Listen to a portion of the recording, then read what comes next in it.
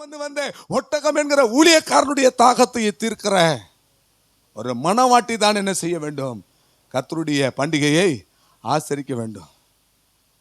தெய்வ நாமத்திற்கு மகத்துவம் உண்டாவதாக. அந்த வீட்டுக்குள்ளே நீங்கள் பிரவேசிக்கும் போது அந்த வீட்டுக்காரன் இடத்துல, அந்த எஜமான இடத்துல, நாங்கள் பஸ்காவை ஆசரிப்பதற்கு எங்களுக்கு ஒரு இடம் வேண்டும் என்று போதகர் உங்களிடத்துல கேட்க சொன்னார். போதகர் கேட்க சொன்னார். கர்த்தருக்கு ஸ்தோத்திரம். நம்ம ஒரு குறிப்பிட்ட இடம் இருக்குங்க, நமக்கு குறிப்பிட்ட ஒரு நேரம் இருக்கு. அல்லேலூயா, அல்லேலூயா. பாருங்க, கிறிஸ்துவின் மனவாட்டி என்கிறதான தன்மையில இருக்கிற ரெபெக்காள் தண்ணீர் எடுத்துக்கொண்டு போனாங்க. அவங்க தான் இந்த பஸ்காவை என்ன செய்யணும்? ஆசரி. கிறிஸ்துவின் மனவாட்டியா யாரெல்லாம் இருக்கிறாங்களோ அவங்க தான் என்ன செய்யணும்? பஸ்காவை ஆசரிக்கணும். அவன் கர்த்தர் அவன் அது இது இன்னும் நான் பேசிட்டே இருப்பேன். இதுல இப்போ ஒரு விஷயம் ஞாபகத்து வருது. எப்ப பார்த்தாலும் 3 பேர் ஒன்னாவே இருப்பாங்க. யார் யார் சொல்லுங்க? பேதுரு, யாக்கோபு, சூப்பர் சிஸ்டர். ஆனா இங்க 2 பேர் தான் அனுப்புறாரு. பேதுரு யோவானை தான் அனுப்புறாரு, யாக்கோபை விட்டுட்டார். ஆவிக்குரிய அர்த்தங்களை நான் பகுத்தறிஞ்சு சொல்லும் போது, பேதுரு என்றால் ஸ்திரத்தன்மையுடையவன், பாறையை போன்றவன். அப்படிப்பட்டவங்க தான் இதுக்கு ஆயத்தமாகணும். யோவான் என்று சொன்னால் திவ்ய வாசகன், இயேசுவின் மார்பில் என்ன செய்து கொண்டிருந்தான்? சாழ்ந்து கொண்டிருந்தான். அப்படிப்பட்டவன் தான் இதை அனுப்பணும். இந்த இடத்துல எப்பவுமே 3 பேரா இருக்கிற அந்த யாக்கோபை தேவன் கட்டி விட்டார். ஏன்னா யாக்கோபனா ஏமாத்துறவன், எத்தன் மால் பிராக்டிஸ் பண்றவன், யாரும் என்ன செய்யக்கூடாது? இந்த பண்டிகையில வரக்கூடாது. கர்த்தருக்கு ஸ்தோத்திரம்.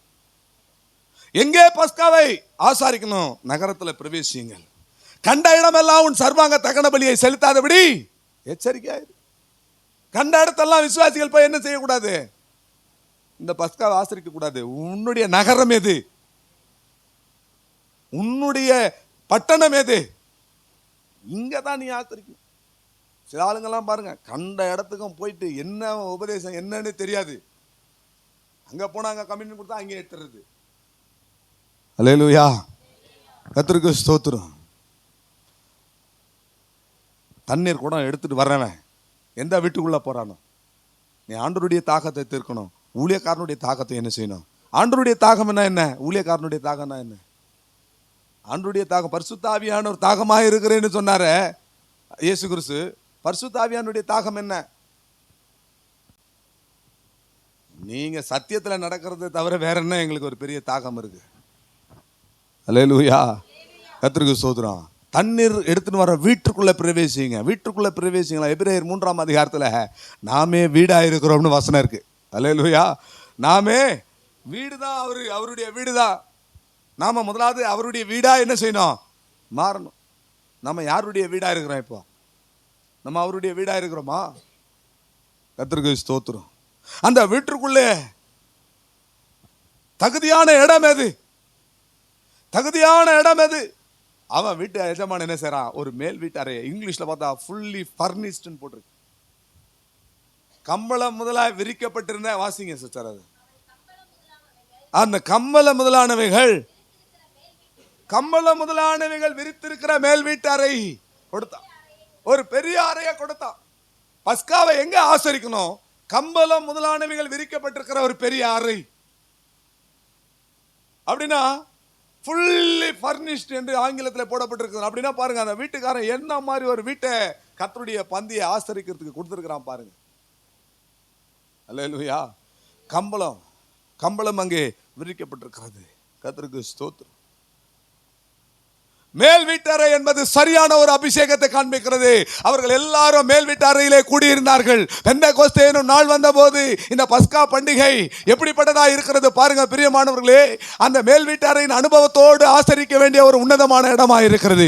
மேல் வீட்டறை என்பது பரிசுத்தாவின் அபிஷேகத்தை காண்பிக்கிறது. இந்த கர்த்தருடைய பந்தியில கையை நீட்டி அவருடைய மாம்சத்தையும் ரத்தத்தையும் வாங்குறதுக்கு முன்னதாக சரியான ஒரு அபிஷேகம் உங்களுக்குள்ளே காணப்பட வேண்டும். சரியான ஒரு அபிஷேகத்துக்குள்ளே நீங்கள் நிரம்பி இருக்க வேண்டும். அல்லேலூயா, அல்லேலூயா, அல்லேலூயா.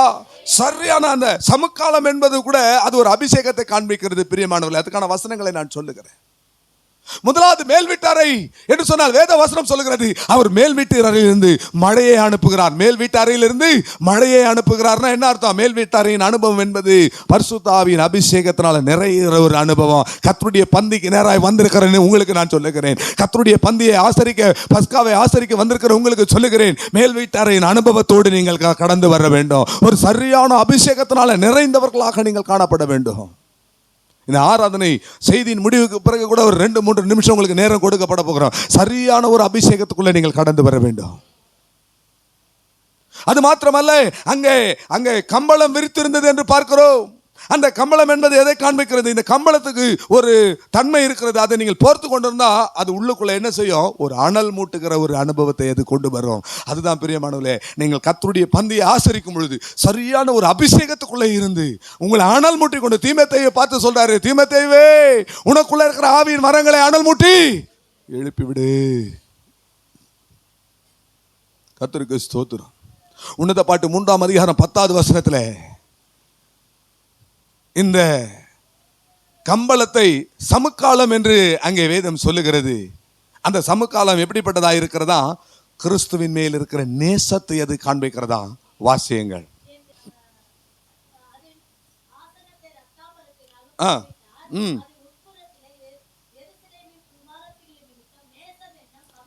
நேசம் என்னும் சமுக்காலம் விரித்தது. அல்லேலூயா. ஆண்டவருடைய நாமத்துக்கு மகிமை உண்டாவதாக. பிரியமானவர்களே, மேல் வீட்டாரை அனுபவம் என்பது என்ன? பரிசுத்த ஆவியின் அபிஷேகம், சரியான ஒரு அனல்.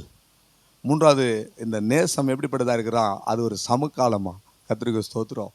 நேசம் மரணத்தை விட கொடியது, பாதாளத்தை விட வலியது. அப்படின்னா என்ன அர்த்தம்? ஆண்டவரே, இந்த பந்திக்கு நேரம் வந்திருக்கிறேன், உம்முடைய நேசத்தினால என்னை ஆண்டவரே நீர் நிரப்புவீராக. உமக்கும் எனக்கும் இருக்கிற அந்த நேச பந்தம் என்பது மரணத்தை விட கொடியது என்று சொல்லி தேவ சமூகத்துல அவர் மேல் இருக்கிற அந்த நேசத்தை நாம் காண்பிப்பது தான் பிரியமானவர்களே. அல்லேலூயா, அல்லேலூயா. மத்தேயு 26ஆம் அதிகாரம் 19வது வசனத்தை எடுக்கும் பொழுது, மத்தேயு 26ஆம் அதிகாரம் 19வது வசனத்தை பார்க்கும் பொழுது, அவர் சொன்னபடியே அதை செய்தார்களாம். அல்லேலூயா. தேவனுடைய மனது எப்படி இருந்ததோ அப்படியே அதை என்ன செய்தாங்களாம்? ஆயத்தம் பண்ணினாங்களாம். ஒரு அல்லேலூயா சொல்லுங்களேன். அல்லேலூயா, அல்லேலூயா, அல்லேலூயா. கர்த்தருக்கு ஸ்தோத்திரம். இன்னும் ஒரு 1 மணி நேரத்துக்கான செய்திகள் இருக்கிறது. ஆனால் நேரம் கடந்து போய்கிட்டே இருக்கு. என்ன பண்றதுனே தெரியல பிரியமானவர்களே. அவ்வளோ ரகசியங்கள் இதுல பொதிந்து கிடக்கிறது. நீங்கள் பஸ்காவை ஆசரிக்கும் பொழுது என்ன செய்யணும்?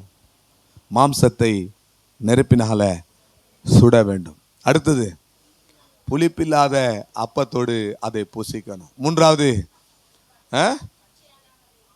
கசப்பான கீரையோட அதை சேர்த்து நீங்கள் புசிக்கணும். 4வது, தடியை பிடிச்சிருக்கணும், கச்சையை கட்டியிருக்கணும். 5வது, பாதரட்சியை பிடிச்சிருக்கணும், கையில தடியை பிடிச்சிருக்கணும். அதை நீங்கள் தீவிரமாய் புசிக்க கடவீர்கள். அது கர்த்தருடைய பஸ்கா. கர்த்தருடைய பஸ்காவை புசிப்பதற்கு இயேசு எப்படி இருந்தாரு? ஆசையா இருந்தாரு. என்னெல்லாம் பண்ணார் பாருங்க. கர்த்தருக்கு ஸ்தோத்திரம். ஆசையா இருந்தது. அவரு அது மாத்திரமல்ல, அவர் ஆசையா இருந்துட்டு ஒரு வார்த்தை சொன்னார். என்ன தெரியுங்களா? இந்த பந்தியை நான் இப்போ உங்களோட இருக்கிறேன், இதுக்கப்புறம் நான் திராட்சை ரசமும் இந்த பந்தியை நான் என்ன செய்யறதில்ல? ஆசரிக்கிறது இல்லை. இனி சபையானது அங்கே வந்து சேர்ற வரைக்கும் நான் என்ன செய்யறது இல்லை. இப்போ இந்த சபையானது அங்கே போய் சேர்ற வரைக்கும் அவர் இந்த பஸ்காவை என்ன செய்யறது இல்லை? ஆசரிக்கிறது இல்லை. அங்கே போன பிறகும் இந்த பஸ்காவை அவர் என்ன செய்ய போறாராம்? ஆசரிக்க போறாராம். பிரியமானவர்களே, பழைய ஏற்பாட்டில் இது பஸ்கா, புதிய ஏற்பாட்டில் இது கர்த்தருடைய பந்தி. யோவான் 6ஆம் அதிகாரம் 53-54 வசனங்களை நீங்கள் வாசிக்கும் பொழுது, இந்த பஸ்காவை ஆசரிக்காதவனுக்குள்ளே ஜீவன் இல்லை என்று ஆண்டவர் சொல்லுகிறார். இந்த பஸ்காவை ஆசரிக்கிறவனுக்குள்ளே ஜீவன் இருக்கிறது. ஆகவே பஸ்காவை ஆசரித்தால் உங்களுக்குள்ளே நித்திய ஜீவன் உண்டு. அல்லேலூயா. என் மாம்சத்தை புசித்து என் ரத்தத்தை பானம் பண்ணுகிறவனுக்கு நித்திய ஜீவன் உண்டு என்று மெய்யாகவே உங்களுக்கு சொல்லுகிறேன் என்று இயேசு சொன்னார். ஆகவே இந்த மாம்சத்தை புசிக்க வேண்டும். லூக்கா 22:16 வசனத்திலே இயேசு கிறிஸ்துவினுடைய பிரதிஷ்டையை பாருங்கள். இனி இது தேவனுடைய ராஜ்யத்திலே நிறைவேறும் அளவும் நான் இனி இதை புசிப்பதில்லை. இனிமே ஆண்டவர் நமக்காக வெயிட் பண்றார். இந்த புதிய ஏற்பாட்டு சபையானது அங்க போன பிறகு இந்த பஸ்காவை அவர் அங்க ஆசரிக்க போகிறார். அல்லேலூயா. இந்த பஸ்காவை நாம் ஆசரிப்பதை, நாம் அசட்டை செய்வது மிக பெரிய பாவம். திரும்ப திரும்ப சொல்றேன், காதுல சத்தம் தொனிக்கிற மாதிரி சொல்றேன், இந்த கர்த்தருடைய பந்தியை அசட்டை செய்வது, இதை குறித்து லகுவாய் பேசுவது, இதை குறித்து புறம் கூறுவது, பரியாசம் பண்ணுவது, ஏளனம் பண்ணுவது எல்லாமே பெரிய பாவமாய் இருக்கிறது. மல்கியா 1 அதிகாரம் 7வது வசனம் அதை சொல்லுகிறது. வாசியுங்கள்.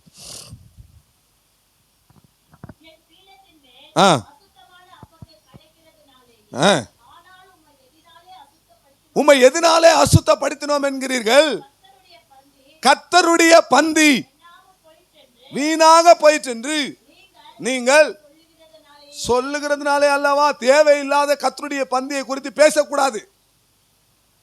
இவர் கொடுத்தா நான் வாங்க மாட்டேன், இந்த விசுவாசி இருந்தா நான் அதுல இருந்து செய்ய மாட்டேன், பங்கெடுக்க மாட்டேன். நீ உங்களுக்குள்ள கசப்பு வயிறாக்கி இருந்தா தயவு செய்து எடுக்காதீங்க.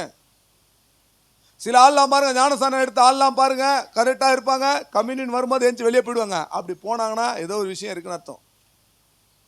அல்லேலூயா. அவங்களே வெளியேறங்கம்மா அதை காட்டி கொடுக்குறாங்க. இந்த கர்த்தருடைய பந்தியை அசட்டை செய்வது, அதை குறித்து பரியாசம் பேசுவது தேவனை ரொம்ப கனவீனப்படுத்து மிகப்பெரிய பாவம். 12வது வசனத்தை வாசியுங்க.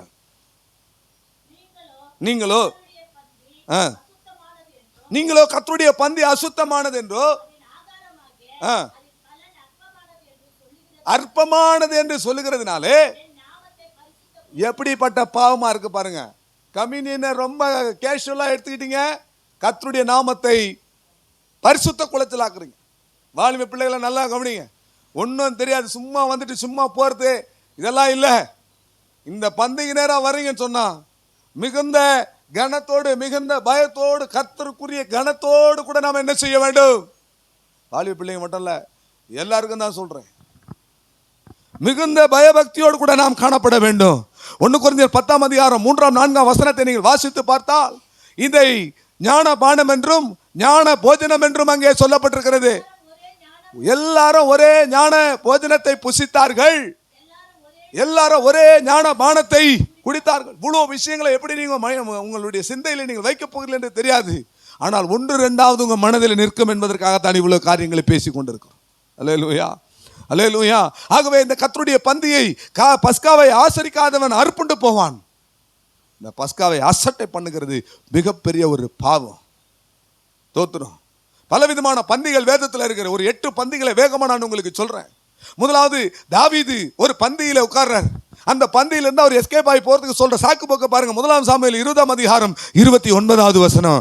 ராஜ போஜனத்துக்கு தாவீது அங்கே வரவில்லை. வாசியுங்கள். 20:29.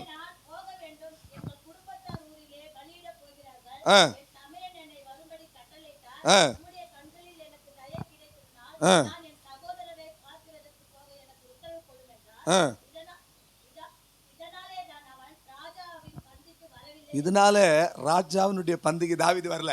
என்ன சொல்றாரு? எங்க ஊருக்கு போனோம், என் தம்பியை போய் பார்க்கணும், எங்க சொந்தக்காரங்க வந்துக்கிறாங்க. கர்த்தருடைய பந்திக்கு வராததுக்கு ராஜ போஜனம், இது என்னது? இது ராஜாவினுடைய போஜனத்துக்குள்ள வந்திருக்கிறோம். இந்த ராஜ போஜனத்துக்கு தாவீது சொல்ற விளக்கம் இதை நீங்க வீட்டில் போய் வாசித்து பாருங்க, ரொம்ப டாப்பா இருக்கும். நான் போனோம், எங்க வீட்டில் சொந்தக்காரங்க வந்திருக்கிறாங்க, என் சகோதரனை போய் பார்க்கணும், என் மூத்தார் வந்திருக்கிறாரு, எங்க நாத்தனார் வந்திருக்கிறாங்க, பத்திரிகை எடுத்துன்னு வந்திருக்கிறாங்க, கல்யாணத்துக்கு போயிட்டான், கர்த்தருடைய பந்திக்கு இல்ல, இப்படியெல்லாம் சொல்லிவிட்டு அவன் போவே இல்லையா. அங்கேயே ஒளித்திருந்து இவங்க என்னெல்லாம் பண்றாங்கன்னு சொல்லி பார்த்தானா. இப்படியா கர்த்தருடைய பந்திய ராஜ போஜனத்தை அவமதிப்பது? நமக்கு இது சொல்லும் போது நம்ம என்னெல்லாம் பண்ணிக்கிறோம் இந்த கம்யூனியன் டைம்ல அப்படின்றது நமக்கு வரணும், கண்ணு முன்னாடி இப்போ வரணும். அதுக்காக தான் இப்படி எல்லாம் பேசுறோம். ராஜாவினுடைய பந்திக்கு அவன் வரவில்லை, நொண்டி சாக்கு.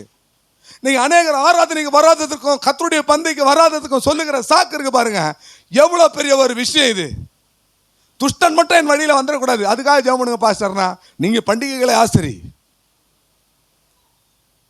இன்னொரு காரியத்தை நான் சொல்றேன். 1 சாமுவேல் 20 அதிகாரம் 34வது வசனத்தை நீங்கள் வாசித்து பார்க்கும்போது, ஆமா 20 அதிகாரம் 34ல அங்க யோனத்தான் இருந்தார். கோபதாபமாய் எழுந்து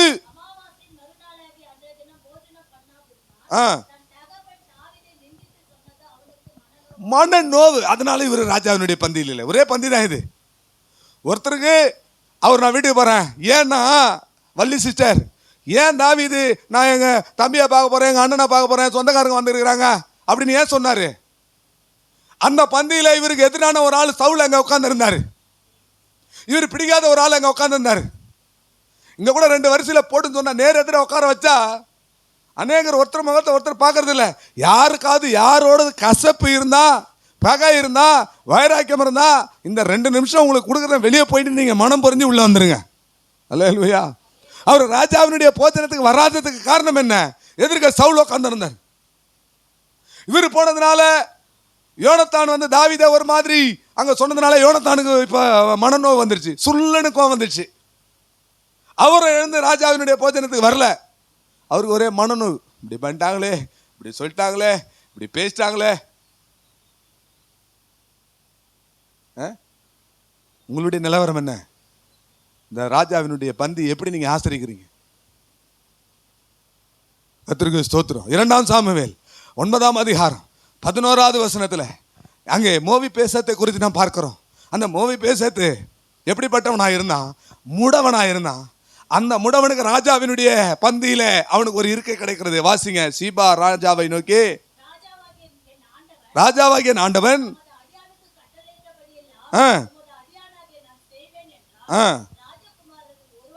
ராஜகுமாரரில் ஒருவனை போல மேவிபோசேத் என் பந்தியிலே ஆசனம் பண்ணும்படி ராஜா சொன்னான். என்ன இங்க சம்பவம் நடக்குது? இவன் தாவீதினுடைய ஃப்ரெண்டோடைய பையன். சூழ்நிலை நிமித்தம் தாதிமார்கள் இவன் குழந்தையா இருக்கும்போது தூக்கிட்டு ஓடுறாங்க. ஓடுற வேகத்தில் இவனை கையில இருந்து கீழே போட்டாங்க. போட்டதுனால 2 கால் ஒடிஞ்சு போச்சு. அந்த நாளில் வந்து புத்தூர் கட்டுலாம் கிடையாது. தோத்துறோம். அவங்க ரண வைத்திய இடத்துல போனாங்களோ இல்லையா தெரியல. அந்த குழந்தைய அப்படியே விட்டதுனால அவன் வளர வளர 2 கால்களும் விளங்காத ஒரு முடவனாக அவன் மாறி போனான். கையிலிருந்து விழுந்ததுனால முடவன் ஆயிட்டான். தோத்துறோம். அதனால தாவீது சொல்றான், நீ அவனை என்னுடைய ராஜாவினுடைய பந்தயத்தை கொண்டு வா. ஐயோ, நான் ஒரு செத்த நாயை போல இருக்கிறனே, எனக்கு இவ்வளோ பெரிய ஒரு கிருபை நீங்க தரணுமா அப்படின்னா கர்த்தருக்கு ஸ்தோத்திரம். இதனுடைய ஆவிக்குரிய அர்த்தம், ஏதோ ஒரு சூழ்நிலை நிமித்தமாக நீ கர்த்தருடைய கரத்துல இருந்து கீழே விழுந்து முடவனாயிட்டியோ இல்ல ஊனமுற்றவளா மாறிட்டோமோ, இல்ல ஊழியக்காரனுடைய சத்தியத்திலிருந்து விழுந்தையா, நடத்துதல இருந்து விழுந்தையா, எதுல இருந்து விழுந்தோம்? விழுந்து நாம முடவனாய் மாறிட்டாலும் நம்ம ராஜாவினுடைய பந்தியில உட்கார்றதுக்கு எனக்கு தகுதி இல்லை, வெட்கம் அவமானம் எல்லாம் சூழ்ந்து இருந்தாலும் அதெல்லாம் உதறி தள்ளி இந்த கர்த்தருடைய பந்தியில, ராஜாவினுடைய பந்தியில நித்தமும் வந்து ஆசனம் பண்ண ஆண்டவர் இன்றைக்கு உங்களுக்கு ஒரு அருள் செய்வாராக. அல்லேலூயா, அல்லேலூயா, அல்லேலூயா.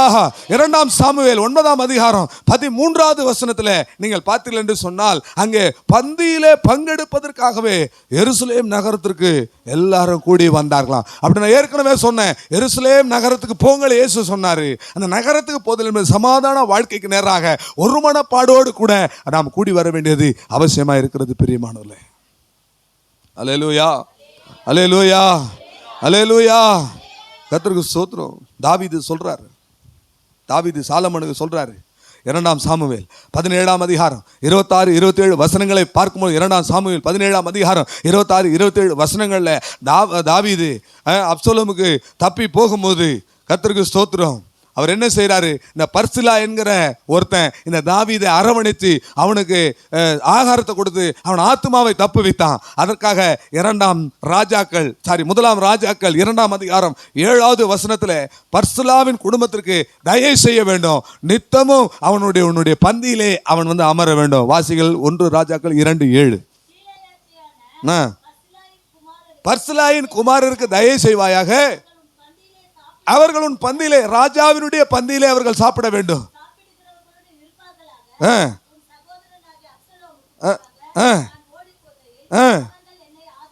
கர்த்தருக்கு ஸ்தோத்திரம். 2 சாமுவேல் 17ஆம் அதிகாரம் 26, 27 இதை பார்க்கலாம். தாவீது ஓடுறாரு, காலில் செருப்பு கூட இல்லை.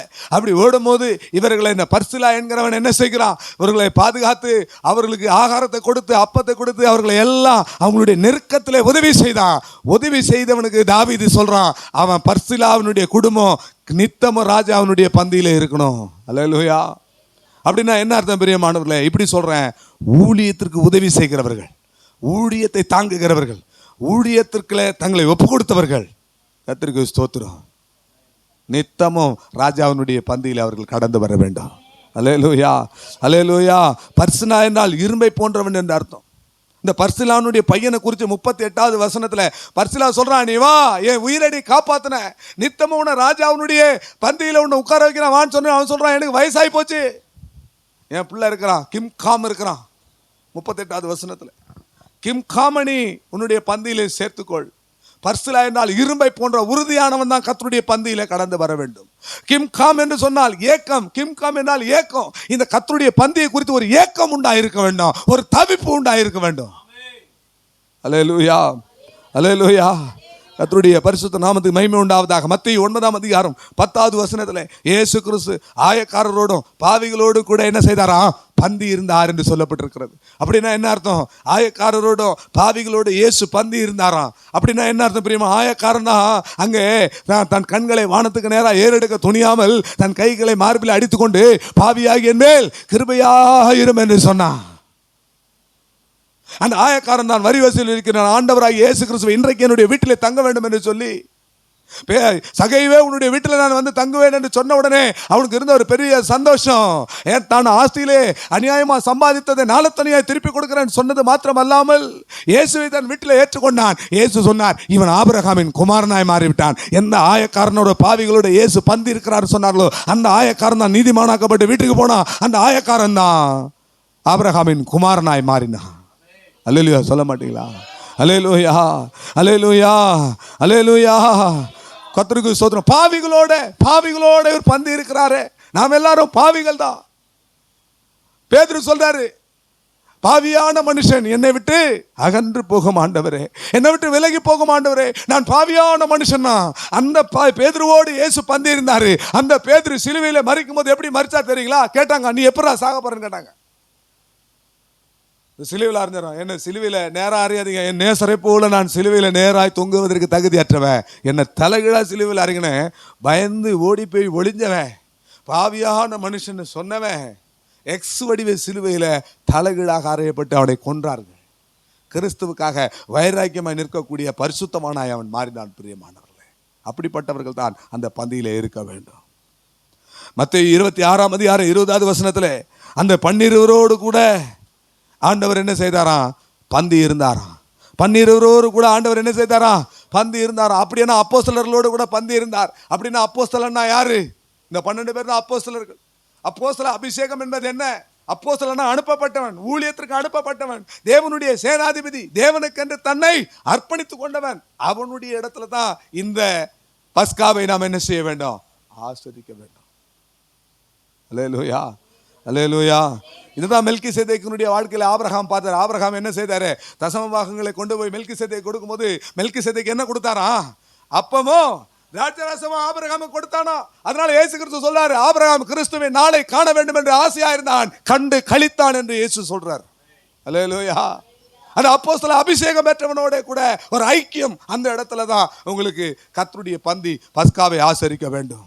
மார்க் 14ஆம் அதிகாரம் 3வது வசனத்தை நீங்கள் வாசித்து பார்த்தால் மார்க் 14:3 சொல்லுகிறது, பெத்தானியாவிலே ஒரு குஷ்டரோகியா இருந்த ஒரு சீமோனுடைய வீட்டிலே இயேசு பந்தி இருந்தார். அல்லேலூயா. ஒரு குஷ்டரோகியினுடைய வீட்டிலே இயேசு என்ன செய்யறாரா? பந்தி இருக்கிறாரா. குஷ்டரோகியை பார்த்தாலே, அவனை தொட்டாலே கூசுகிற நடுங்குகிறதான காலம் இந்த காலம். அப்போ எப்படி இருந்திருக்கும் நீங்க பாருங்க.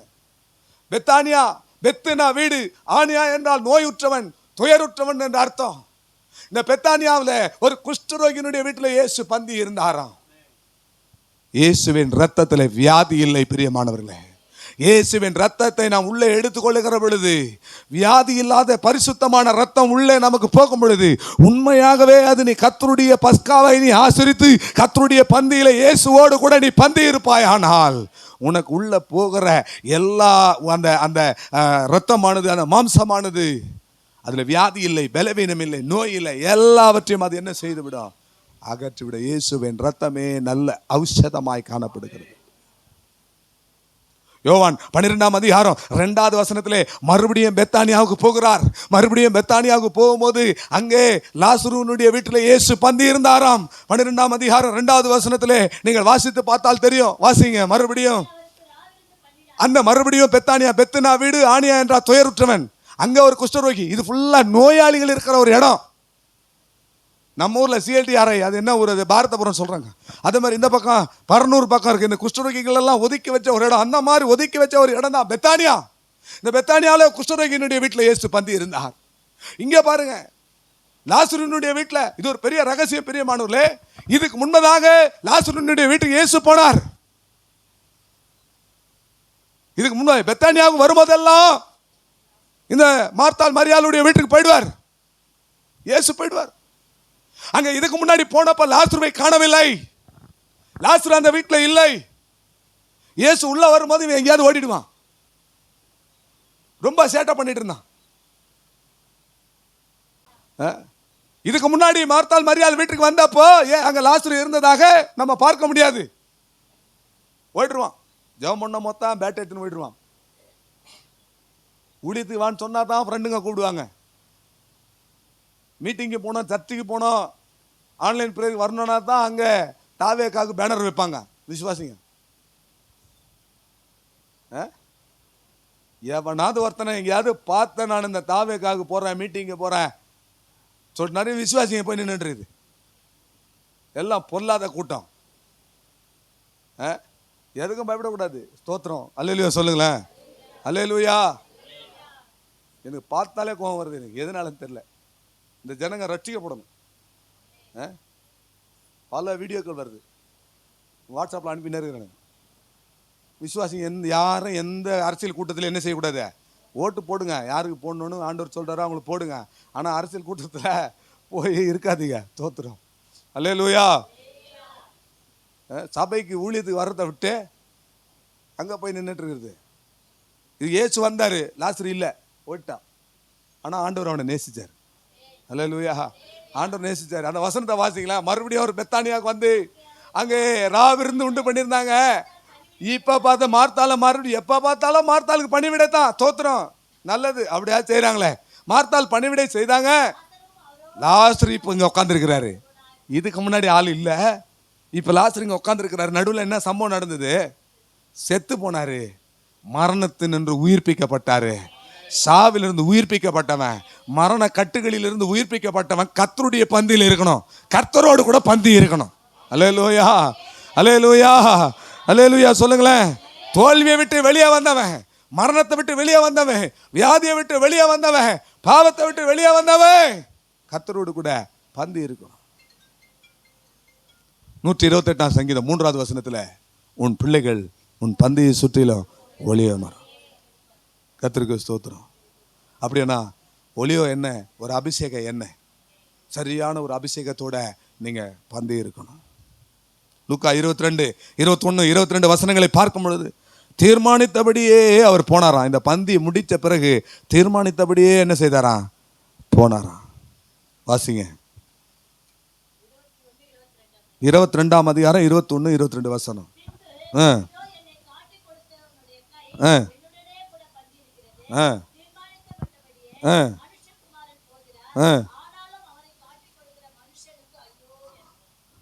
அல்லேலூயா, அல்லேலூயா. அப்ப சத்தமா சொல்லுங்களேன், அல்லேலூயா.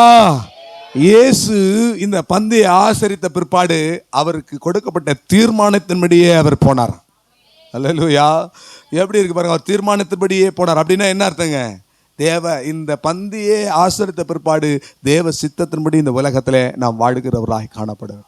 இந்த இடத்துல அருமையான ஒரு வார்த்தை இருக்கு பாருங்க, என்னை காட்டி கொடுக்கிறனுடைய கை இந்த பந்தியில இருக்கிறது.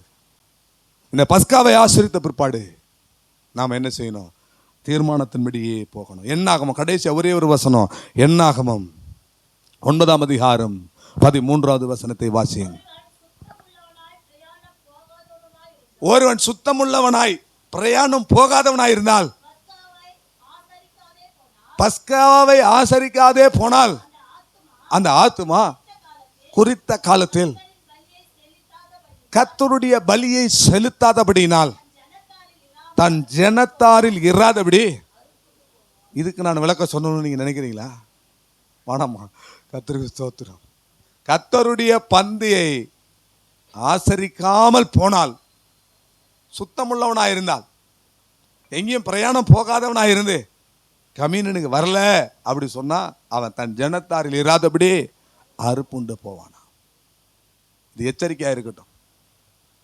உயிரே ஊசலாடிட்டு இருந்தாலும் சரி, கர்த்தருடைய பந்தின்னு வரும், அது எப்படியாவது அரேஞ்ச் பண்ணி பாஸ்டர் கொஞ்சம் வந்து எனக்கு கொடுத்துட்டு போங்கன்ற அளவுக்கு இது மேல வாஞ்சை உள்ளவர்களாய், தாகம் உள்ளவர்களாய் காணப்படுங்க. அல்லேலூயா. எவ்வளோ பெரிய ஒரு விஷயம். இதுக்கு அற்பமான காரியத்தை வந்து சொல்லாதீங்க. கம்யூனியன் அன்னைக்கு தான் தண்ணி வந்துடுச்சுன்னு சொன்னீங்கன்னா ரொம்ப அற்பமான ஒரு காரியம். தண்ணி வர அன்னைக்கு தான் எனக்கு சொந்தக்காரங்க வீட்டுக்கு வந்துட்டாங்க, சாரி கம்யூனியன் கொடுக்குற அன்னைக்கு தான் சொந்தக்காரங்க வீட்டுக்கு வந்துட்டாங்க அப்படின்னு சொன்னீங்கன்னா ரொம்ப ரொம்ப ரொம்ப அற்பமான ஒரு காரியம். எவ்வளோ பெரிய ஒரு விஷயம் இது. இந்த கர்த்தருடைய பந்தி துஷ்டன் மட்டும் வரக்கூடாதுன்னு நினைக்கிறோம். ஆனால் பண்டிகையை நாம் என்ன செய்ய வேண்டும்? ஆசரிக்க வேண்டும். பஸ்கா பண்டிகையை சரியான விதத்தில் நாம் ஆசரிக்க வேண்டும். இப்போ கேட்ட சத்தியத்துக்கு உங்களை அர்ப்பணியுங்கள். கர்த்தருடைய பந்திக்கு நேராக நாம் கடந்து போவோம். எல்லாரும் எழும்பி நின்று சரியான ஒரு அபிஷேகத்தோடு தேவ சமூகத்தில் நாம் காணப்படுவோம்.